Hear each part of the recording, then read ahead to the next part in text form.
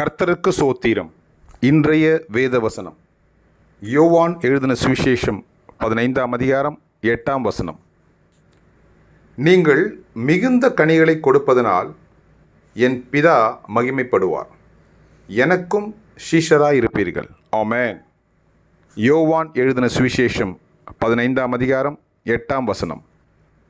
நீங்கள் மிகுந்த கனிகளை கொடுப்பதினால் என் பிதா மகிமைப்படுவார், எனக்கும் சீஷராயிருப்பீர்கள். ஆமென். யோவான் 15:8.